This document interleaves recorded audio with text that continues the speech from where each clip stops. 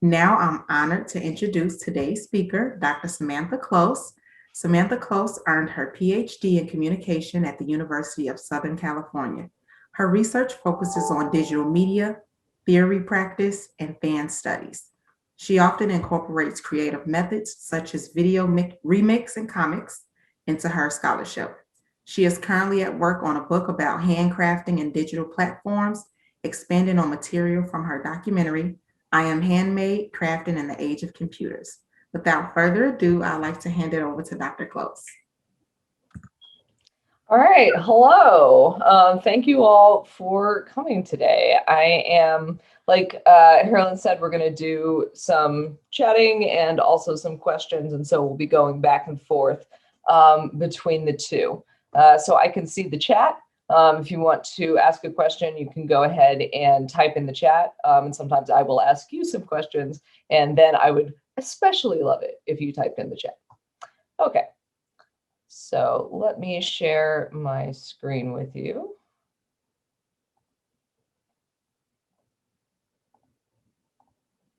Okay. So like Karen said, I am talking today about crafting in the age of computers, and coming especially from the documentary that I made based on my research that I called I Am Handmade.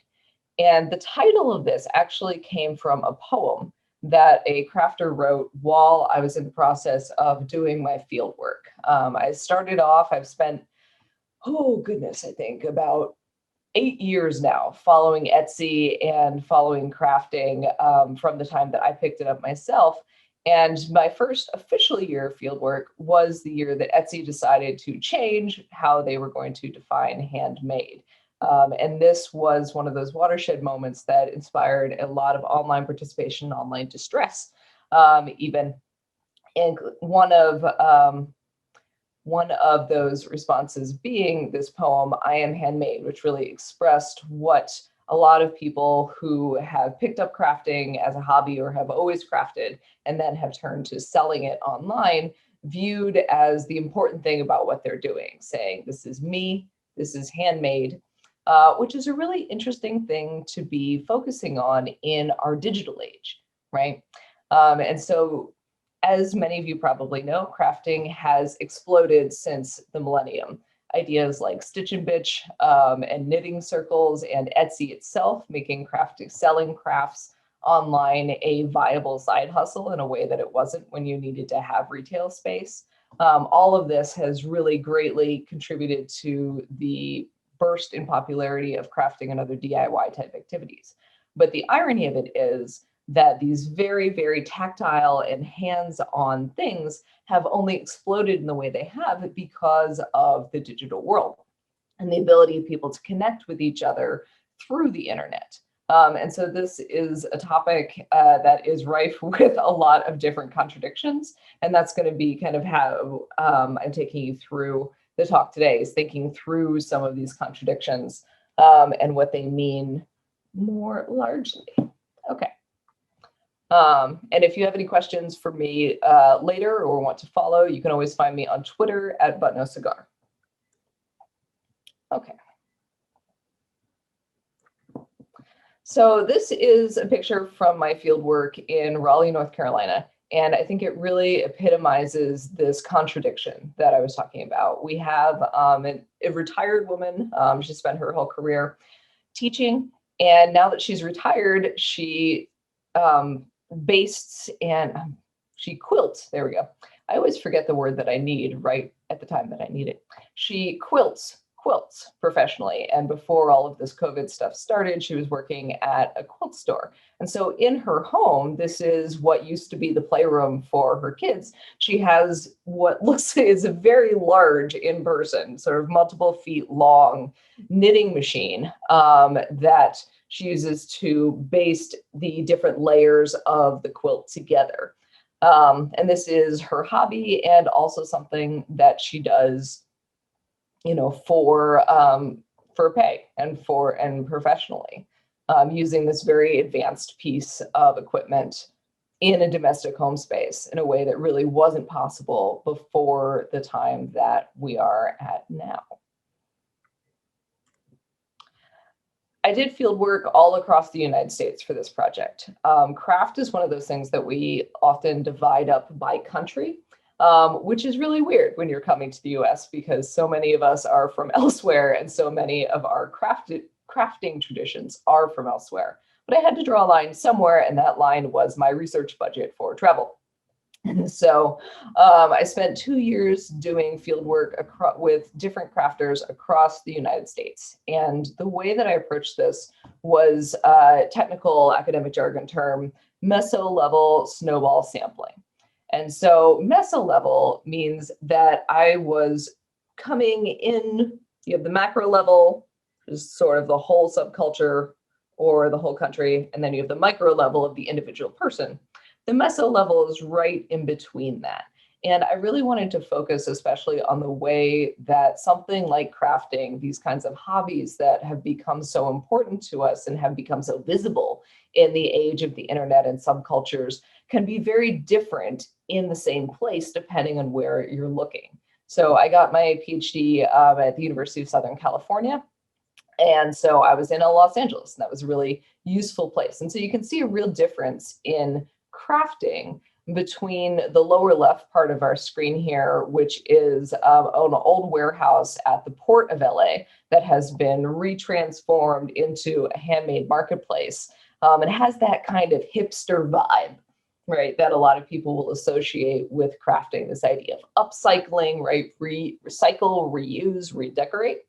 And it's also pretty expensive, right? You would expect something sold out of a shop like this to carry the premium that we might associate with handcrafted, artisanally made goods.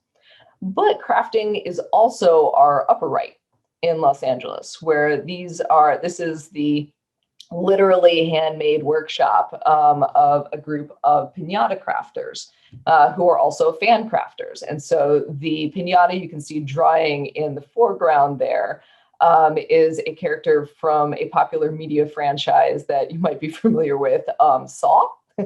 They have been commissioned to make this for someone who's having a horror-themed party. And they are third generation piñata makers living in one of those kind of many commuter suburbs of LA that you live in when the city proper is too expensive. And they literally dug themselves out the hill in the back of the house in order to make this workshop space. And they are some of the people who this is their full-time job. They're a 3-person team making these piñatas based on popular culture tropes and popular culture figures, both as special commission orders for things like parties or film shoots. They are in LA.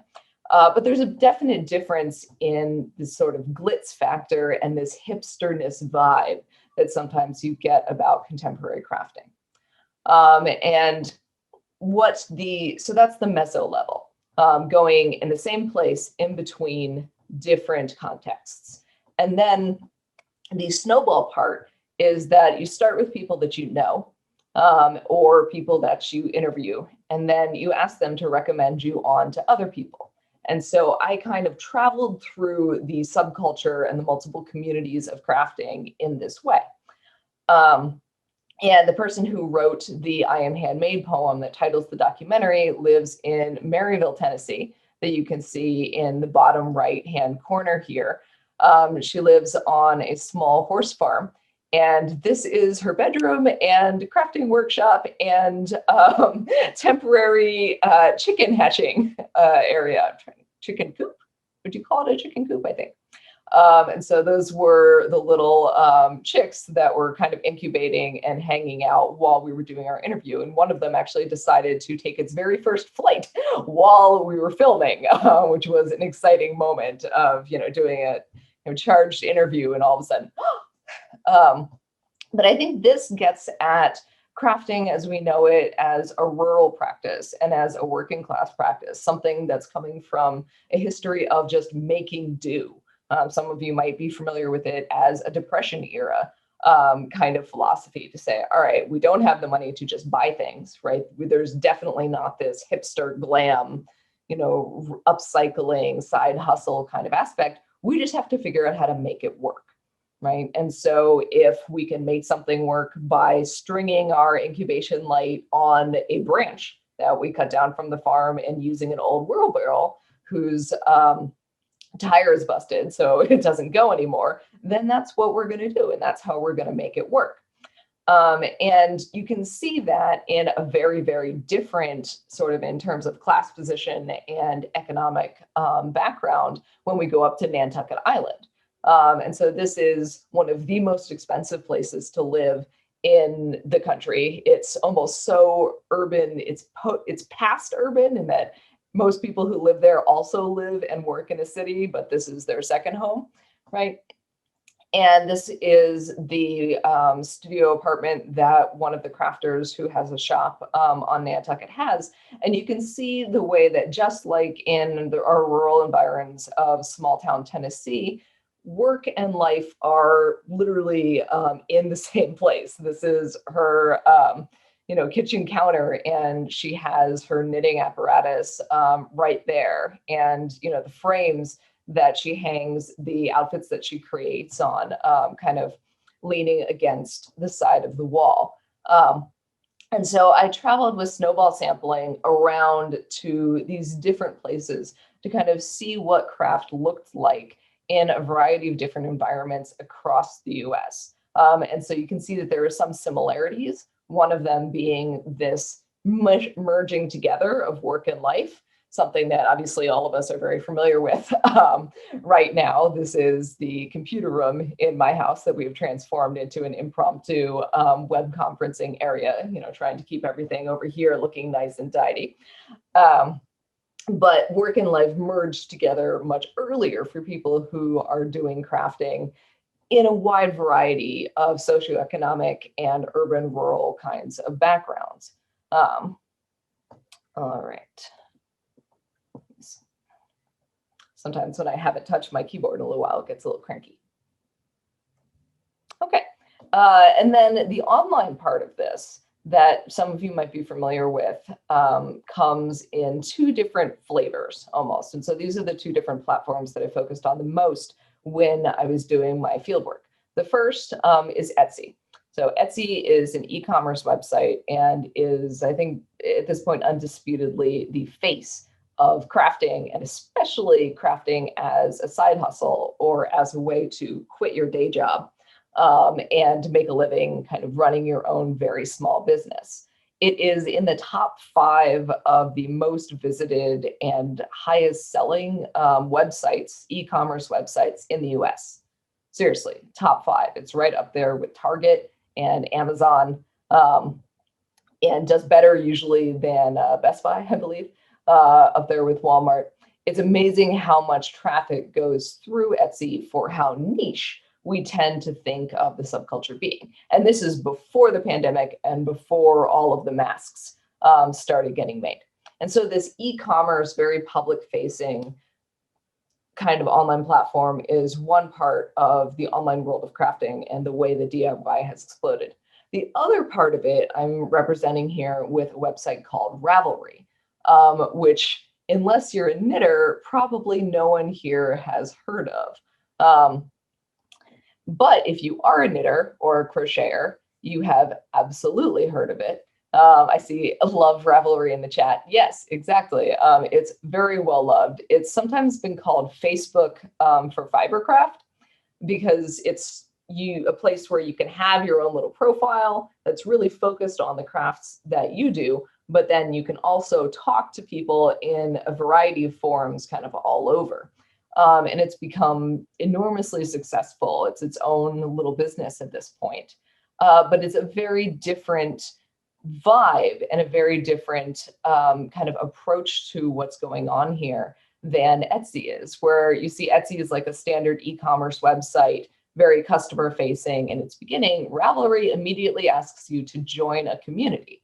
They're free accounts, and there's certainly e-commerce that happens through the site. It is, as people are saying in the chat, like where you're going to find patterns. And especially if you're an independent pattern designer or an independent yarn designer, this is where you're going to sell things through. If you pick up a craft magazine, a knitting magazine, People will write and publish in these magazines using not only their real name, but also their Ravelry name and say, come find me here. It's that saturated within the fiber crafting world.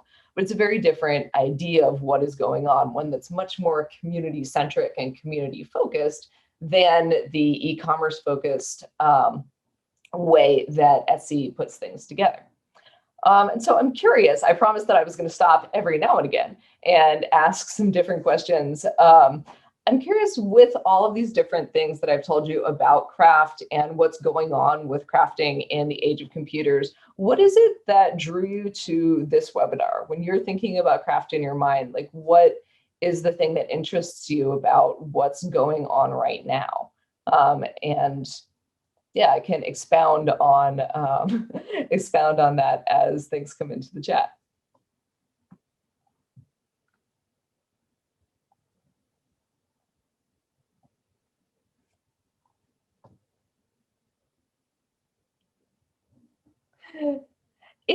Crafting is very interesting, right? I actually got started with all of this through a very chance encounter with a crafting magazine called Jane Austen Knits. And I saw an image on the front that was an imagination of what Elizabeth Bennet might have worn as she walked to Pemberley, this shawl. And I was just like, oh, I need to know how to knit. And so this has kind of continued. So I think this idea of seeking, pleasure and personal interest and a kind of a creative outlet is something that draws a lot of people into crafting, absolutely, that I'm seeing in the chat. I'm going to hold up my personal project as we've been going. So I've been working on this shawl for a little while as a way to do something other than look at a screen. That happening.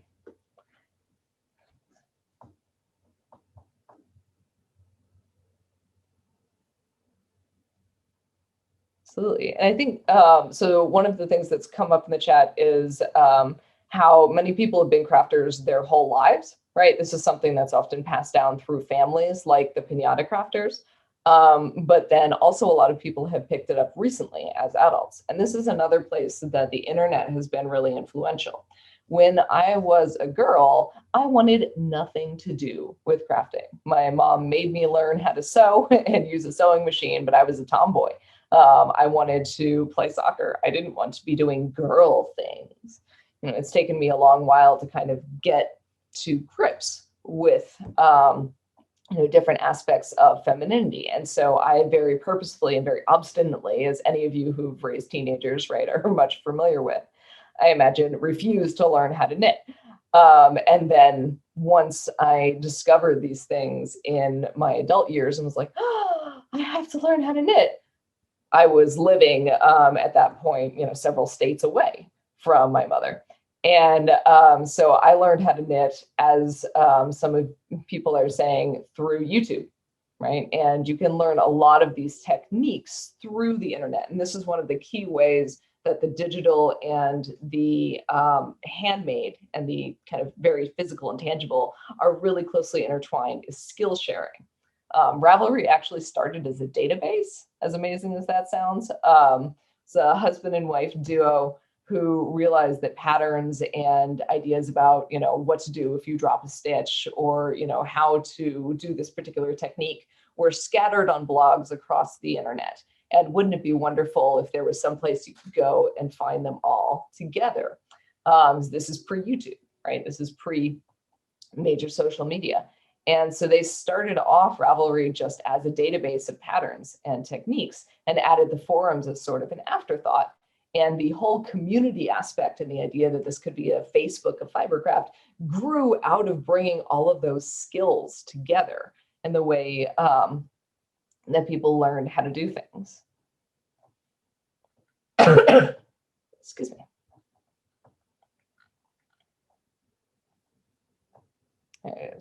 Yes, so what has come up in the chat is something that's going to propel me into the next part of this talk, are the two ideas. One, saying there's a very romantic understanding of Etsy and crafting that's out there, right? And this you get through this idea of I am handmade, right? Like it's something that is very close to the heart. It's a labor of love.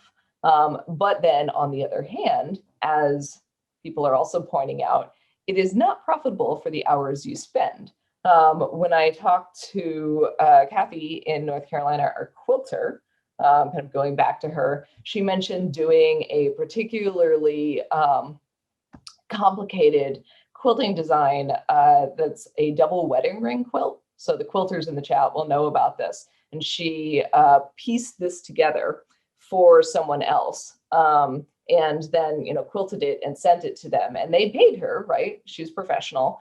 But she just laughed when I asked her about like an hourly wage, something like that. She was like, oh God, I wouldn't even want to calculate it because it would have been pennies per hour with the amount of fine work that making all of the different pieces for a double wedding ring quilt, that kind of complicated pattern requires, and putting it together and then quilting the whole thing and sending it off. And so there's, on the one hand, this really very true thing that people do this out of love. And on the other hand, there is the fact that a living wage or a minimum wage is often not achievable, frankly. Okay, so with that, I want to go into telling you a little bit more about what I've found out and the book project that I've been working on. And I'm realizing that since I turned my, oh no, I have a watch. Haha, there we go. I do have a way of keeping time. Look at that. I turned my phone off and was almost lost. Can you tell I'm a millennial? So the book project that I'm working on is kind of evolved from the documentary where I was thinking about this romantic idea and I am handmade, what's going on. And the book project now is called Making Creativity Work. And I mean it in two different ways that I've tried to express through a bolding that is very difficult to see with this font in this slide. And so the first arc of this is making creativity work. And so making a creative activity, something that you do as an outlet, as fun, as art, as self-expression, as all of these different things, as a way to communicate with other people, making that creative activity into work that you might get paid for, right? Whether you're looking at this as something that's going to be, a significant source of income for you or not, the process of making that into work is a process. It's not just something that kind of happens naturally. And there's a lot of different aspects of this process that come into play as you go through it. And then the other movement of the book is making creativity work in terms of making this actually sustainable. And after talking to all these people and going to all these places and trying it out myself as well, there are serious problems with sustainability in crafting that mirror larger problems of sustainability throughout what's called the gig economy, that we might include things like Mechanical Turk or Airbnb or DoorDash, these sorts of online distributed work, driving for Uber or Lyft, that, excuse me, have taken up a larger and larger part of our economy, are like the creative industries and even the tech industry, not that sustainable for the people who live in them. Burnout is massive. Wages are low, hours are long, and this takes a real toll. And as someone who is an optimist as my theoretical commitment, I look at scholarship, and the reason that we do scholarship and teaching is because we want to make the world better. This kind of distresses me, right? Before I ended up becoming a college professor, I thought I was going to be an animator. And so my master's degree was actually in digital animation. I was looking at doing special effects and doing work for video games. And I saw that, frankly, I wasn't going to be able to do this and continue to live in the US or the UK where I was there. All of this was being outsourced, right, to other places. first Korea, and then, increasingly to the Philippines and beyond. And so there's real issues with how we can make creative industries and creative activities sustainable. And that is the second part of the book project. And so the way that I kind of go about getting through here is starting off to say, what is craft anyway, right? When we think about craft as the responses to the question that came in when I asked, we tend to think about the thing that you're making, which makes sense because that's what you're doing, right? You are knitting, or you are painting, or you are drawing, right? But craft, taken sort of more broadly and more conceptually, often comes down to a creative activity. And this is what I heard again and again from people when they were describing themselves, is they would say, well, I'm creative, and I'm a creative person. And this is something that I, wanted to do, that I needed to do, that was sort of part of my soul and part of myself. And there are three major parts to creativity that have been theorized most famously by this man with a very difficult to pronounce and spell name. I'm not gonna try it. My mind is doing the thing where it goes blank. But essentially, he argues that craft is about the environment that you're in and the kind of work that you're doing, as much as what it is that you're actually doing. And so the good thing about creativity is getting into this state of flow, where sort of time kind of melts away. You're doing things that are challenging to you enough to be stimulating, but they are also achievable, right? You know what it is you're supposed to do, and you can do it. So it's that wonderful balance of challenging, but not frustrating. And you get into this flow state, and the environment that you're in can either help or hinder getting into said flow state. And so that was the essence of creativity to him. And I found that the other important part was this communication aspect. When I asked people who weren't, for instance, well, let's get to that in a second. The communication aspect was the big payoff for a lot of folks. There was the intrinsic desire and joy that you got from doing it and experiencing flow, but also there was that moment when, as one sister put it, you give your creation to someone and they give you a smile or they give you a hug.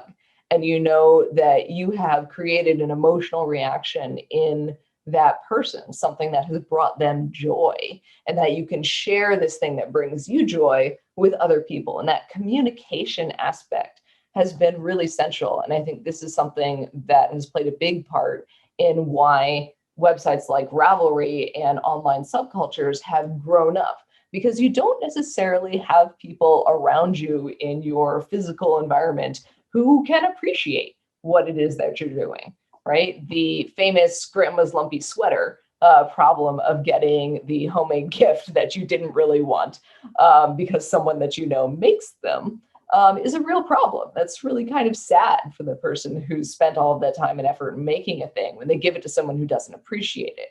But through the power of the internet to connect people according to their interests, there's been a great increase in the amount that people have been able to communicate with each other through these creative works. And then one of the important things to remember about this as we go through and thinking about not being too romantic about what we're looking at here is that crafting is a subculture. It is not a community. Scholars, especially optimists like me, are often guilty of over-romanticizing that process of communication and connection. But some of the research that I've done since I wrote the dissertation, most recently an article with my comrade Cynthia Wang, has looked at the way that racism has actually been fostered in crafting communities by some of these very same ideas and thought processes that bring so much joy to people. And particularly, we see a lot of anti-Oriental and Orientalist rhetoric that starts where people will say, well, Etsy is ruined because there are too many Chinese knockoffs. And crafters who are of Chinese or otherwise Asian descent will sometimes experience a lot of hostility in posting pictures of themselves or in going to craft spaces. There's a weird perception that Black people don't knit, which is absolutely not the case. But there's a story and a wonderful scholar, Lorna Hamilton Brown, who ended up writing her thesis about about anti-Black racism in crafting. But the experience started when she was at a conference focused on craft scholarship. And someone looked right at her, and she was a Black woman, and said, well, Black people don't knit. And she's like, but I'm here. I knit. How on earth are these two things coming together simultaneously? And this gets into that hipster glam face of crafting that I think has been perpetuated by the branding of sites like Etsy and by some of the way that white supremacy continues to structure a lot of what we do in America, despite efforts to overturn it. Sometimes when I'm presenting about craft, I'll hear people being like, well, is this just something that white people do? Or if you see pictures from, say, Detroit, in DIY and maker fairs, it'll be an overwhelmingly white audience, which is odd since crafting is so widely distributed, right? Everybody crafts.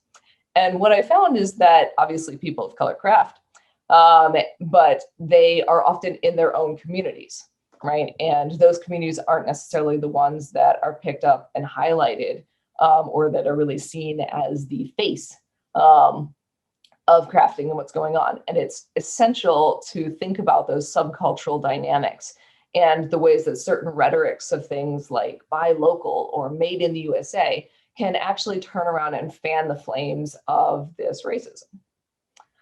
So from there, I ask, how is it that we actually got here where something like craft, where you're making very tangible physical objects, or even where you are making do, is a hobby or is something that's odd, something that we don't expect people to be doing.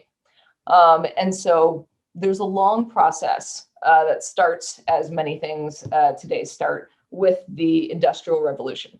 We're used to looking at the Industrial Revolution as the upsurge of the engine, right? And the thing that started making it possible for us to travel, trains, right, and locomotives. But actually the very first application of a lot of the factory technologies was for spinning and for making cloth, because that is incredibly time consuming to spin and make cloth and then weave that cloth together.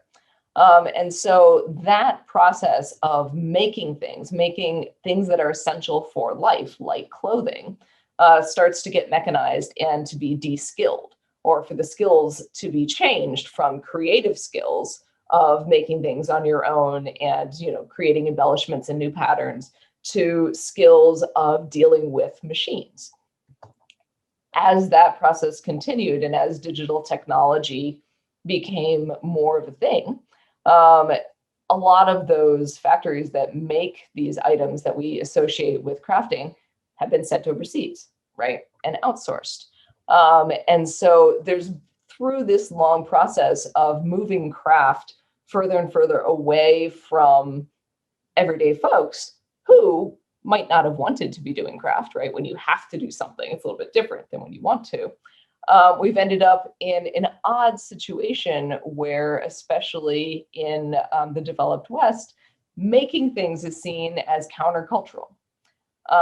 And we haven't quite figured out how to bring together the fact that lots of craft happens. Sewing happens, painting happens, tailoring clothing happens, spinning yarn happens in other countries, and then is brought here. And the problem of not having a sustainable living wage is many, many, many times multiplied when we're talking about outsourcing the making of things to other countries and then bringing them here.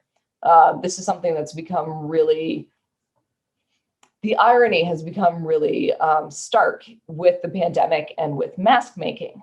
This was a moment when craft made headlines in the US again, with Rosie the seamstress, for instance, and the sudden ability of crafters and sewers all over the US to make these handmade masks that suddenly we had a great need of, right? And it was this sort of amazement. Oh, we have skills. We can make things. People can make things. Wow. And a lot really of just, I think, applause and cultural honor went to these crafters who were making masks and selling them on Etsy. But scholars like Minha Pham point out that most masks are actually made by garment industry workers who are doing the same physical process of crafting and of sewing.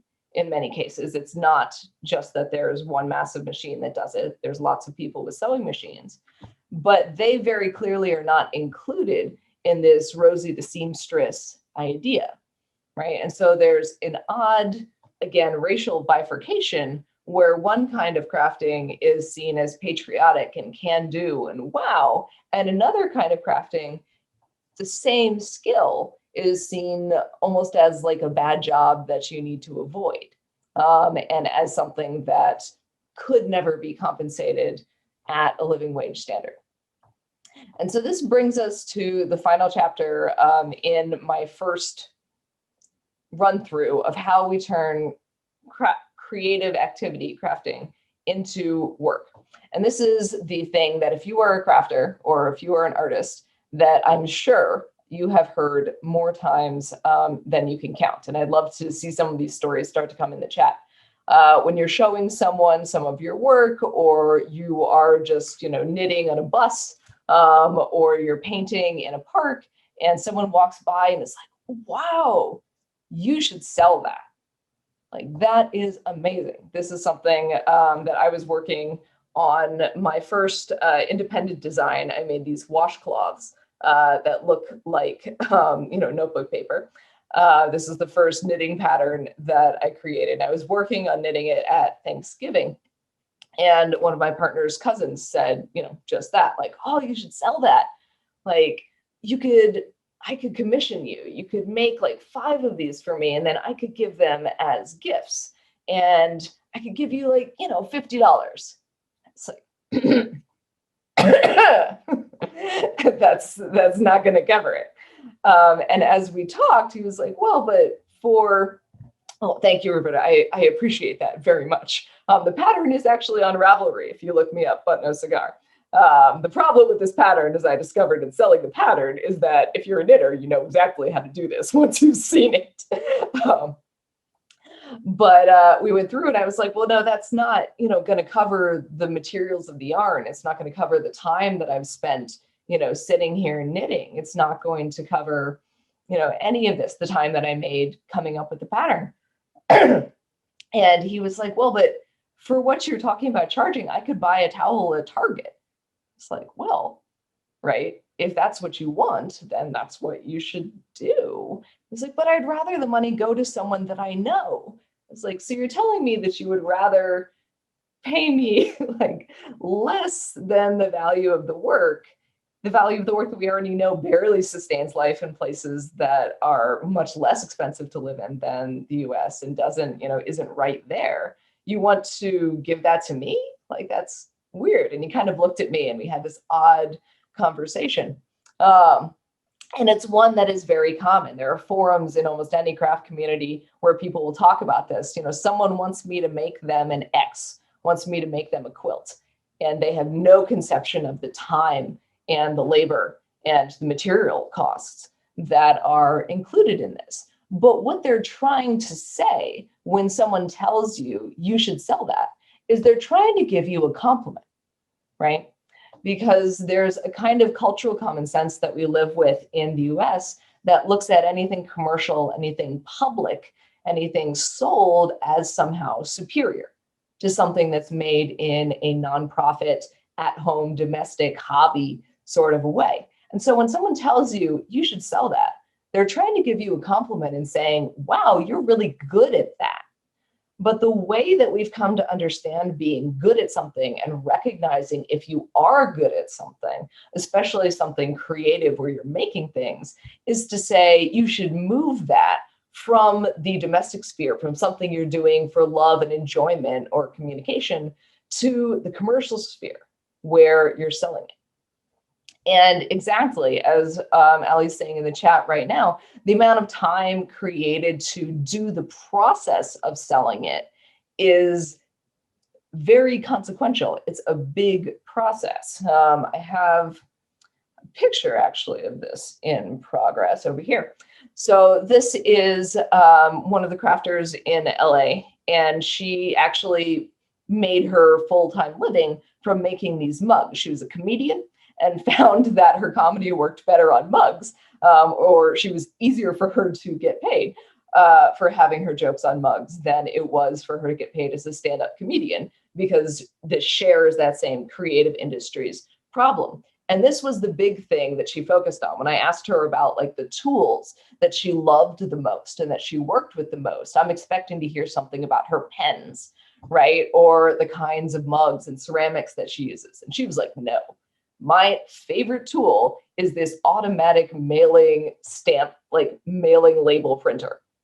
I don't know how I got through the first Christmas without my mailing label printer. Like, this is the most important thing, because otherwise she was like, you know, handwriting out all of the labels of things that I'm sending to people took so much time and took the same muscles that she was even using, right? If you are doing calligraphic writing on a mug, took the same muscles that were already strained from doing that for many hours. And so the actual process of selling is something that is simultaneously seen as very important, right? This is how you get access to that public sphere where you're really good at something.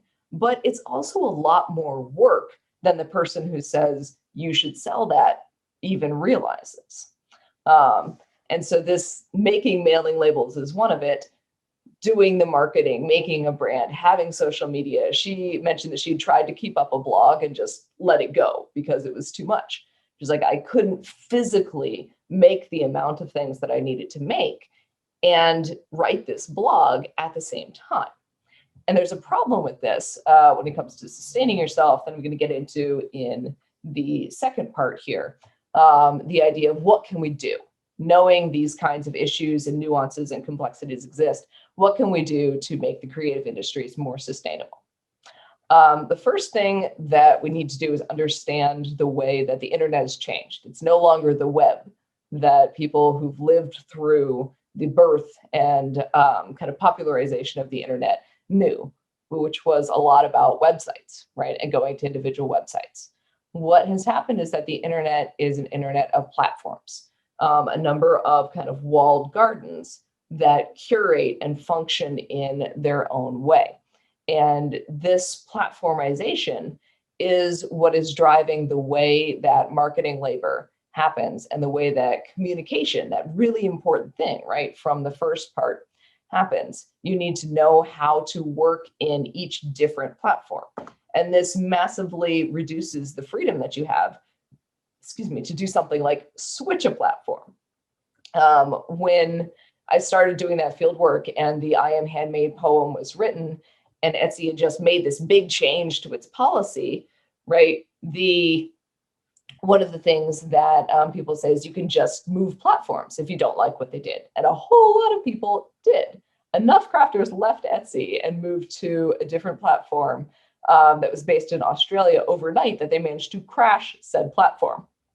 But then you need to spend all of your time recreating those listings, etc. And so the platformization of all of this is a crucial and kind of key part. And what you need to do in order to make it sustainable is what I call living the documented life, which is what's talking about this, scholars call it relational labor, where you're doing that blogging. You're doing that personal communication with the people you send things to.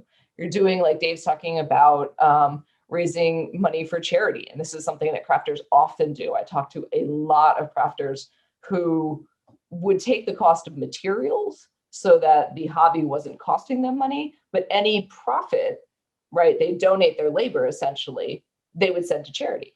And people would say, like, I have a ridiculous, I know a graduate student actually, who says, like, I think she gives something like what would be a third of her actual income that she has to these different charities.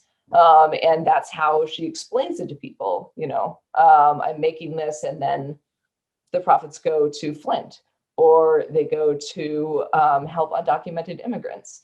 And she's like, this is a really important thing that I want to do, right? And that I would never be able to do. I'd never be able to donate this kind of money to charity, without all of these structures around it. But that requires the documentation and figuring out and explaining to people that that's what it is that you're doing, which is a whole other skill set than crafting and actually making the things, right? It's the ability to write that blog. And so what I think all of this comes to, and where I want to throw us into the more kind of open Q&A with, is this question of what a good life looks like in the age that we're living. It's something that I've been thinking a lot about through the pandemic. Once we come out of all this and go back to normal, what should normal look like? What is it that we want? A lot of the ideas that I've grown up with, certainly about what a good life looks like, your 9 to 5, your white picket fence, they're not really there anymore. They're not really achievable or sustainable. And so what do we want in their place? A lot of the things that we think that we want, and that I think that we do want, are doing things that we care about, and that give people self-confidence, that give people a purpose, that gives you that sense of achievement. Creativity is awesome. Crafting is awesome. And so what we want to do is figure out a way to make all of the systems that we have work to foster that awesomeness and to foster that your ability to keep doing these things in a sustainable way. And that's personally what I see a kind of good life being in our postmodern times, is the ability of people to do things like express themselves and communicate, and then also donate to charity. How awesome is that? But we need to have some major changes in the way that we think about what good work is and the way that our society should function in order to get to that place. So, all right, I'm going to send us to, if anyone wants to talk about humor and regretsy, or some of the other documentation that started to happen around crafting, I am very open to doing that. But I want to make sure that we have enough time to field any questions that have come up while I've been talking. As professors do, I kind of got excited there and started to ramble on and didn't stop as many times as I had anticipated. So I want to go ahead and throw us back to questions. And yeah, I think I'll leave it on this slide. So if you have any questions that have come up as I've been talking, feel free to send them to the chat now, and we can focus on those.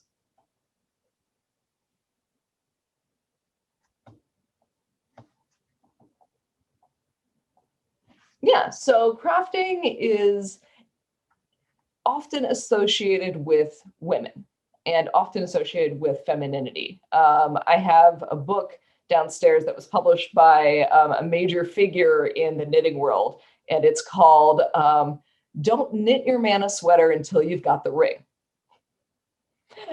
There's another one that's called Knitting with Balls that is aimed at male knitters. Right. And so a lot of crafting is really associated with women and with femininity, with domesticity. This changes when you look at certain kinds of crafts like woodworking, metalworking, and furniture making, where these kinds of crafts are seen as sort of like manly men kinds of things that require like more strength. And so I do think that a lot of the devaluation of what's happened with crafting and the way that we thought, or that society's thought of crafting and, weaving and making yarn and making furniture even, is something that could be mechanized and that should be mechanized and sort of sent away, was this association of it with femininity. So we know that we live in a patriarchy, And a lot of the things associated with women and with femininity are kind of looked down on. Right? The idea that, of what a towel, for instance, should cost, or that you would want to spend time thinking about something like a towel, right? Instead of thinking about something more, rational or logical, is a big part, I think, of why it's difficult to make a living doing crafting, and why certain kinds of crafts, especially the ones that can claim capital A art status, have a very different financial outlook than ones that are more associated with femininity and with women. There's a fantastic book, by the way, that I would recommend to all of you. It's by a textile archaeologist named Elizabeth Wayland Barber. The book is called Women's Work, The First 10,000 Years, and goes through, as she's an archaeologist, all the history that we have of the work that women did throughout history. The idea that women do work isn't a new thing. So Ali is saying that I found a lot of people running their businesses mostly through Instagram, and where she mostly engages with crafters too. I've looked at Instagram less, I will say, and Pinterest. So Pinterest was big when I started, and then kind of took a dip. Instagram and Pinterest are both also in that platformization, right? Where you have sort of a walled garden that you're bringing everything to. Instagram has a lot in common with Etsy in the way that it's branded and the kind of aesthetics that people will promote and that Instagram will promote on the site. But it's also been a place that a lot of these really important conversations about things like racism and crafting have been happening. I think it's Instagram and Pinterest are both really useful in crafting and really central, to the extent that they're central among crafters, because they're so visually based, right? You're right with the images, and they are image central and image focused. And online, until we get to a much more advanced state of virtual reality, that's as close as you can get to the tactileness of something like yarn, right? And the way that you communicate, because we know in crafting subculture, the tactile, handmade, physical stuff aspect matters. I think that's one of the big reasons that Instagram and Pinterest have been important. I'll say Pinterest has been going down, but sometimes crafters would also talk about it. Nancy, for instance, the quilter that I started with, mentioned Pinterest and said that she finds herself spending just way more time than she thought she would. It's almost like Twitter for crafters. You look up and realize that many hours have passed. But for her, sometimes that could be as satisfying as crafting itself, because she was engaging with the work of so many people who valued the same things that she did, and who were making things, and it sparked ideas in her mind. And so a lot, I see platforms like Instagram and to a less extent Pinterest as both these e-commerce spaces, but also spaces where this communication happens. And you can really, just like you're saying, connect with other crafters.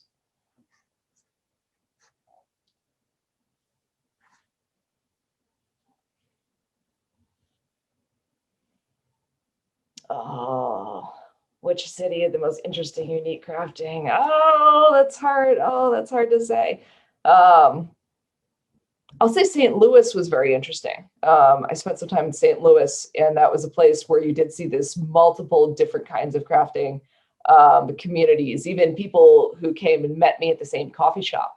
There was a particular coffee shop that I sat at and did a lot of interviews. And it was in what the interviewees that I described, the people that I talked to then described as kind of like a crafting quarter.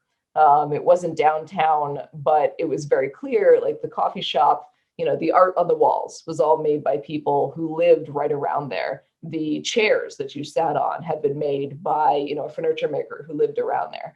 And he talked a lot about the way that, this bar is refitting, and so they're getting rid of all of this wood. And someone says, hey, do you want to come take this wood that you could remake into some kind of furniture, and a lot of sharing. And I just thought that was really cool. And it's also St. Louis is where I found a lot of Black crafters, because, as you would imagine, right, with the demographics of who lives in the city, doing their thing. And, really, it was great to see that kind of vibrant culture that sometimes, gets hidden. Although so I'd say that was definitely very interesting and unique. Maybe my favorite city, though, was, well, I don't know if you could call it a city, was the island of Kauai, in Hawaii. And went out there for a conference and found, a lot of interesting local ukulele makers, and also indie yarn dyers. And it was a really, how can you not love Hawaii, right? It was just a beautiful place to craft, and one of my favorite places to have done some of this research.